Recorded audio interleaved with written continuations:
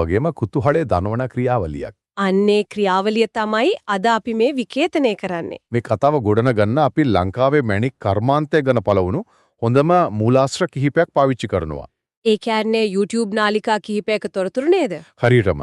චෝදන් SL, Black Diamond සහ SL ගගන bro කියන නාලිකාවල මැණික් ක්ෂේත්‍රයේ ප්‍රවීණයන් සහ භූවිද්‍යාඥයින් බෙදාගත්ත අත්දැකීම් තමයි අපි ගත්තේ. හැබැයි අපි අර subscribe කරන්න, like කරන්න වගේ කෑලි ඔක්කොම අයින් කළා නේද?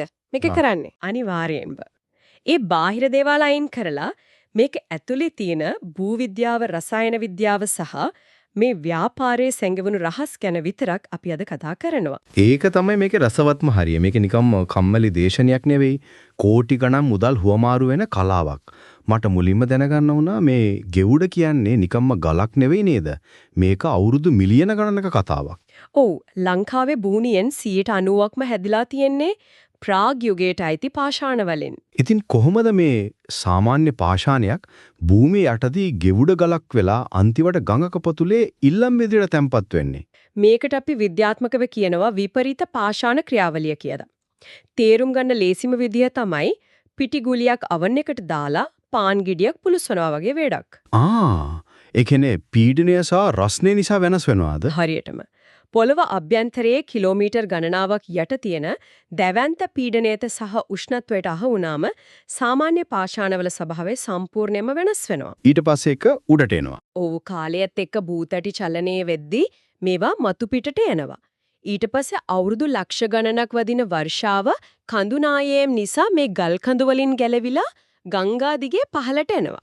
මේවා සාමාන්‍ය ගල් වලට වඩා බරින් වැඩි නේද? ඔව්, ඒ බර වැඩි නිසා තමයි ගංගා පතුලේ නිශ්චිත පසිස්තරයක මේවා තැන්පත් වෙන්නේ. පතල් කපන අය ඉල්ලම් කියලා කියන්නේ අන්නේ වටිනා ඛනිජ තියෙන පසිස්තරයට. ඒ කියන්නේ පුංචි ගලක් ඇතුලේ අවුරුදු මිලියන ගණනක කතාවක් තියෙනවා. හැබැයි මට තියෙන ප්‍රශ්නේ ඉන්නේ ගෙවුඩ ගලක් දැක්කාම ඒක හරියට නිකම් කිරිපාටයි නැත්නම් ටිකක් බොන්ද වෙලා වගේ පේන්නේ ඇයි? මේකේ රසායනික සංයුතියයි අපද්‍රව්‍යකී බලපානවා කියලා මූලාශ්‍රවල තිබුණා. ඔව්, මේ ගෙවුඩවල මූලික සංයුතිය තමයි ඇලුමිනියම් ඔක්සයිඩ්. අපි මේකට කුරුවින්ද එමට නැත්තම් කොරැන්ඩම් කියලා කියනවා. පිරිසිදු කුරුවින්ද නම් අවර්ණයි නේද? හරියටම පිරිසිදු මේක සම්පූර්ණයෙන්ම විනිවිද පෙනෙනවා. නමුත් පොළොව යට හැදෙනකොට පරිසරයේ තියෙන වෙනත් රසායනික ද්‍රව්‍ය අපද්‍රව්‍ය විදිහට මේකට රිංගනවා. මොන වගේ දේවල්ද? ගෙවුඩවලට එකතු වෙලා ප්‍රධානම අපද්‍රව්‍ය තමයි ටයිටේනියම් ඩයොක්සයිඩ්. මැණික් කර්මාන්තයේදී මේකට රූටයිල් කියලා කියනවා. ඒකට ඔය කියන රූටයිල් නිසාද ගලට අර කිරිපාටක් එන්නේ? ඔව්, ඒක වෙන්නේ මෙහෙමයි. මේ රූටයිල් ගල ඇතුලේ තැන්පත් වෙන්නේ ඊටමත් සියුම් නූල් දැලක් වගේ රටාවකට. ක්ෂේත්‍රයේ අය මේකට කියනවා සිල්කි ස්වභාවය කියලා. ඒ කියන්නේ ඇතුලේ මකුළු දැලක් වගේ තියෙනවා. හරියටම ආලෝකය යොමු කරලා බලුවොත් ඒ සියුම් ඉරි රටාව පේනවා. අර සිල්කි දැල නිසා ආලෝකය ගල හරහා යන්නේ නැතුව විසිරී යනවා. අන්න ඒ ආලෝකයේ විසිරෙන නිසා තමයි ගල කිරි පාටට පේන්නේ. එතකොට ගලක් තෝරගන්න එක ලොකු කලාවක්. මම දැක්ක මේ වීඩියෝ වල එක එක පාට හැඩ තියෙන ගෙවුඩ ගල් පෙන්නනවා. ප්‍රධාන වර්ග 5ක් ගැන කතා කළා. මගේ අවධානය ගියේ ඩීසල් ගෙවුඩ කියන જાතියට. ඇයි ඒකට එම කියන්නේ? ඩීසල් ගෙවුඩ කියන්නේ ගෙවුඩ අතරින් ඉහළම වටිනාකමක් තියෙන වර්ගය. ඒ ගල දිහා බැලුවාම ඇතුලේ හරියට ඩීසල් තෙල් වල තියෙනවා වගේ ලා දුමුරු පාටක් පේනවා. ඒ දුමුරු පාටට හේතුව යකඩ සහ ටයිටේනියම් නේද? ඔව්. මේකේ තියෙන විශේෂත්වය තමයි මේ ගල නිසි විදිහට තාප පිරියම් කරාට පස්සේ ලෝකයේ මිලාදිකම වර්ණ වෙන කෝන්ෆ්ලවර් බ්ලූ නැත්නම් රොයල් බ්ලූ කියන වර්ණ ඉතා පහසුවෙන් ගන්න පුළුවන් වීම. ඒ නිසා ඉල්ම වැඩි. එතකොට අර සම්පූර්ණ වලාකුලක් වගේ සුදු පාට ගල් ඒවට මිල්කි ගියුඩ කියනවා නේද? ඒවා වටිනවද? මිල්කි ගියුඩ සම්පූර්ණයෙන්ම කිරි පාටයි. හැබැයි මේවා තෝරගද්දි වගේම රත් කරද්දි ගොඩක් පරිස්සම් වෙන්න ඕනේ. අයියේ. මොකද මේවයි අර අපි කතා කරපු රූටයිල් නැත්නම් සිල්කි ප්‍රමාණය අතිශයින්ම වැඩි. එහෙම ගලක් එකපාරටම ලොකු උෂ්ණත්වයකට දැම්මොත් ඇතුලේ පීඩනය දරා ගන්න බැරිව ගල සම්පූර්ණයෙන්ම පුපුරලා යන්න පුළුවන්. ඒක භයානකයි. ඊළඟ වර්ගය මොකද්ද? තුන්වෙනි එක තමයි සිල්කි ගියුඩ. මේවායේ අභ්‍යන්තරයේ තියෙන අර නූල් දැල පියවියසටත් හොඳින් පේනවා. ඒ කියන්නේ හඳුනා ගන්න ලේසි. හඳුනා ගන්න ලේසි වුණාට මිලදී ගන්න එක අභියෝගයක්. මොකද ඩීසල් ගියුඩ වගේ නිශ්චිතවම හොඳ නිල් වර්ණයක් එයි කියලා සාහිත්‍යයක් දෙන්න අමාරුයි. ලොකු පළපුරුද්දක් ඕනේ. අන්න ඒ පළපුරුද්ද ගැන කියද්දී මට මතක් වෙන්නේ ඔට්ටු ගෙවුඩ. මන් දැක්කා මැණික් ක්ෂේත්‍රයේ අය මේ ගැන කතා කරද්දී පුදුම උද්‍යෝගයක් තියෙන්නේ. මුළු ගලම සුදු පාට වෙලා එක පොඩි තැනක විතරක් නිල් පාට තියෙන ගලක්ලු නේද? ඔව්. ඉතින් මේ වගේ පොඩි තැනක විතරක් නිල් පාට තියෙන ගලකින් කොහොමද සම්පූර්ණ නිල් මණිකක් කපන්නේ? අන්න එතනයි මැණික් කපන්නාගේ දක්ෂතාවයේ තියෙන්නේ. මේක භෞතික විද්‍යාවේ ආලෝක පරාවර්තනය පාවිච්චි කරන විස්මිත අවස්ථාවක්. ඒක කරන්නේ කොහොමද? කපන කෙනා කරන්නේ අර කොඩා නිල් පාට කොටස කපන මැණිකේ යටම කෙළවරට ඒ කියන්නේ කියුලට් එකට හිටින විදිහට ගල කපන එක. එතකොට ආලෝකය උඩින් වැටුනාම ඔව්. ආලෝකයේ ටේබල් එකකින් ඇතුළට ගිහින් අර යට තියෙන නිල් පාටේ වැදිලා පරාවර්තනය වෙනවා. එතකොට උඩින් බලන ඕනෑම කෙනෙකුට පේන්නේ මුළු ගලම දීප්තිමත් නිල් පාටින් බබලනවා වගේ. ඒක සම්පූර්ණයෙන්ම දෘෂ්ටි මායාවක්. පොඩි තිතක් පාවිච්චි කරලා මුළු ගලම නිල් පාටේ වගේ පෙන්වන්නේ. එතකොට පස්වෙනි වර්ගය මොකක්ද? පස්වෙනි එක දුම් ගෙවුඩ. මේව හරියට දුම් ගැසුවක් මෙන් අඳුරු කළු පැහැයක් ගන්නවා. එතකොට ඇතුලේ දෝෂ පේන්නේ නැද්ද? පේන්නෙම නැති තරම්. ටෝච් එකක් තියලා බැලුවත් පළුද දැක ගන්න අමාරුයි. ඒ නිසා මේක ගන්න එක අවදානමක්. හැබැයි හරියට රත් කළොත් ඉතාමත් විශිෂ්ට නිල් පැහැයක් එනවා. ඉහළම ලාභයක් ගේන ගල් වර්ගයක් තමයි මේක. මේ විදිහට කොච්චර හොඳ ගලක් තෝරබට්ටත් මේ කිරිපාටින් තියේදී අර ලෝකෙම හොයන නිල් පාට එන්නේ නෑනේ. ගල පුලුස්සන ක්‍රියාවලිය කියන්නේ තාප පිරියම් කිරීමේදී මොකද්ද වෙන්නේ? මේක තමයි තීරණාත්මකම අවස්ථාව. ගෙවුඩයක් නිල් මණිකක් කරන්න ඒක සෙල්සියස් අංශක 1900 පළල අතර දැවැන්ත උෂ්ණත්වයකට රත් කරන්න ඕනේ. පොඩ්ඩක් ඉන්නේ අංශක 1950 කියන්නේ යකඩක් දිය වෙන උෂ්ණත්වයක්නේ. අයි ගල දිය වෙන්නේ නැත්තේ? අන්න එතනයි ස්වභාව ධර්මයේ අපූර්ව. කුරුවින්දවල ද්‍රවාංකය කියන්නේ දියවෙන උෂ්ණත්වය අංශක 2050ට වැඩි. ඒ කියන්නේ පාෂාණයට මුකුත් වෙන්නේ නැහැ. ඔව් මුල් පාෂාණිය දිය වෙන්නේ නැහැ. වෙන්නේ ඇතුලේ තියෙන සිල්කි වලට බලපෑම් වෙලා නිල් පැහැ ගල පුරාම නිදහස් වෙන එක. හැබැයි උෂ්ණත්වය පාලනය වැරදුනොත් ඒක තමයි අවදානම. උෂ්ණත්වය 2050න් එහාට ගියොත් ගල සම්පූර්ණයෙන් දිය වෙනවා. ඒක ආයෙත් නිවුනම කවදාවත් මැණික් ලක්ෂණේ එන්නේ නැහැ. නිකම වීදුරු කැල්ලක් වෙනවා. ලක්ෂ ගානක ආයෝජනය වතුර යනවා. ඒක සූක්ෂමව කරන්න ඕනේ වැඩක්. මම දැක්කා මේ ගලපුලුස්සන අය බිය වෙන ප්‍රධාන සතුරෙක් ගැන කියනවා. ඒ තමයි මයිකා.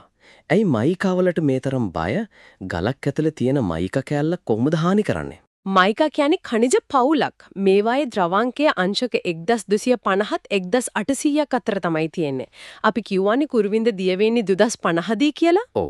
මයිකා මතු පිටින් තිබුණොත් ගල රත් කරද්දී ඒක නිකම්ම දිය වෙලා යනවා. හැබැයි ගල අභ්‍යන්තරයේ හිර වෙලා තිබුණොත් ඒක හරියට බෝම්බයක් වගේ. ගල ඇතුලේ බෝම්බයක්. ඒ කොහොමද? ගල රත් වෙනකොට ඇතුලේ තියෙන මයිකා දිය වෙලා වායුන් නිපදවිලා ප්‍රසරණය වෙනවා. පිටතින් තියෙන කුරුබින්ද ගල තවමත් ඝන තත්වයේ තියෙන්නේ. ඒ කියන්නේ වායුවට පිටවෙන්න තැනක් නැහැ. හරියටම පීඩනය වැඩි වෙලා අන්තිමට දැවැන්ත පීඩනය දරා ගන්න බැරිව මුළු ගලම ඇතුළතින් කුඩුපට්ටම් වෙලා පුපුරලා යනවා. ඒ නිසායි රත් කරන්න කලින් මයිකා තියෙනවා නම් කපලා අයින් කරන්නේ. දැන් පැහැදිලි මේ විද්‍යාත්මක පසුබිම කොච්චර සංකීර්ණද කියලා. ඒ වුණාට මේ ශාස්ත්‍රයේ විද්‍යාවට වඩා මිත්‍යාවන් පැතිරලා තියෙනවා. SL Black Diamond නාලිකාවෙන් මේ වැරදි මත කීපයක්ම ඛණ්ඩනය කරලා තිබුණා. ඔව් සමාජයේ තියෙන ප්‍රධාන මිත්‍යාවක් තමයි ෆෙල්ස්පාර් සහ කොරෙන්ඩම් කියන්නේ එකම දෙයකට කියලා හිතන එක. ඒක ඇත්ත නැත්ත මොකද්ද? ඒක සම්පූර්ණයෙන්ම වැරදි. කොරෙන්ඩම් කියන්නේ දෘಢතාවයේ 9ක් වෙන ඔක්සයිඩ් khනිජයක්. හැබැයි ෆෙල්ස්පාර් කියන්නේ දෘಢතාවයේ 6ක් විතරක් තියෙන සිලිකේට් khනිජ පවුලක්. මේවා එකිනෙකට සම්පූර්ණයෙන්ම වෙනස්. එතකොට තවත් කතාවක් තියෙනවා UV ආලෝකය පාවිච්චි කරලා ගල් බලන එක ගැන. ගොඩක් අය කියනවා UV එකට රතු පාටින් දිලිසෙන හැම ගලක්ම රූබි කියලා. ඔතන තමයි ගොඩක් ආධුනිකයන් රැවටෙන්නේ. රූබි UV ආලෝකයේදී රතු පාටින් දිලිසෙනවා තමයි. ඒකට හේතුව ක්‍රෝමියම් අයන. ඉතින් ක්‍රෝමියම් තියෙන්නේ රූබි වල විතරක් නෙවෙයිද? නෑනේ. ස්පිනල් වගේ වෙනත් මැණික් ගල් වලත් ස්වාභාවිකවම ක්‍රෝමියම් තියෙනවා.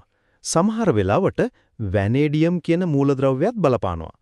ඒ නිසා ස්පිනල් ගලකට UV ඇල්ලුවත් ඒකත් රතු පාටින් දිලිසෙනවා. එක පරීක්ෂණයකින් විතරක් තීරණය කරන එක භයානකයි. ඒක නම් ඇත්තටම වටිනා කරුණක්. තුන්වෙනි මිත්‍යාව තමයි ගංගේ පස් හොදද්දි රත්තරන් පාටින් පතුරු ගැලවෙන දේවල් හම්බ වෙන එක. ගොඩක් අය හිතනවා මේ තියෙන්නේ දිය රත්තරන් නැත්නම් පයරයිට් කියලා. එතනදී රසායන විද්‍යාව හරියට තේරුම් ගන්න ඕනේ. සැබෑ දිය රත්තරන් කියන්නේ අයන් ඩයිසල්ෆයිඩ්. ඒවයි හැඩය ඝනක හැඩයක්. පොඩි පෙට්ටි වගේ. ඒව කවදාවත් පතුරු වගේ ගැලවෙන්නේ නැහැ. අනික ඒවා මල කඩ කනව නේද? ඔව්. ජලය එක්ක ප්‍රතික්‍රියා කරලා දුමුරු පාට වෙනවා. මිනිස්සු රත්තරන් වගේ දැකලා පතුරු කඩන්නේ ෆ්ලොගෝපයිට් කියන ඛනිජය. ඒවා පොත්වල පිටු වගේ ගැලවෙනවා. දිලිසුනාට කිසිම වටිනාකමක් නැහැ. ඉතින් අද අපි මේ කතා කරපු හැම දෙයකම අවසාන අර්ථය මොකක්ද? පැහැදිලි වෙන එකම දේ තමයි මේ ව්‍යාපාරයේ අන්තර්ජාලයෙන් වීඩියෝ බලලා නිකම්ම කරන්න පුළුවන් ලේසි දෙයක් නෙවෙයි කියන එක. අනිවාර්යයෙන්ම මේක ප්‍රායෝගිකව අත්දැකීම් අරන් අවදානම හඳුනගෙන රසායන විද්‍යාව, භෞතික විද්‍යාව සහ දෘෂ්ටි මායාවන් කළමනාකරණය කරන ගැඹුරු කලාවක්. මීළඟ වතාවේ කවුරු හරි නිල් මැණිකක් දැක්කාම ඒ පිටුපස්සේ තියෙන අවුරුදු මිලියන ගණනක ඉතිහාසය, ඔට්ටු ගෙවඩියක් කපන දක්ෂතාවය සහ මයිකා බෝම්බ ගැන අනිවාර්යෙන්ම මතක් වේවි. මෙතනදී අපි හැමෝම මොහොතක් නැවතිලා හිතන්න ඕනේ කාරණයක් තියෙනවා. ස්වභාව ධර්මයේ විසින් පෘථිවිය යට අවුරුදු මිලියන ගණනක් කරගෙන ආපු නිර්මාණ ක්‍රියාවලියක් යම් තැනකදී නතර වෙනවා. ඊට පස්සේ මිනිස්සා තමන්ගේ දැනම පාවිච්චි කරලා ඒ දැවැන්තු උෂ්ණත්වයම કૃතිමව දීලා විසි කරලා දාන බොරළු කැටයක් ලෝකයේ වටිනාම නිල් මැණිකක් බවට පත් කරනවා. ඒ කියන්නේ ස්වභාව දහමේ වැඩේ මිනිසා සම්පූර්ණ කරනවා. හරියටම.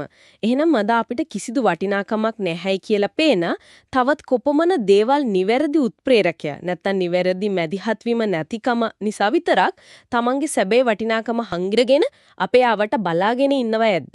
ඒ ගැන සිතා බැලීම ඇත්තටම වටිනවා.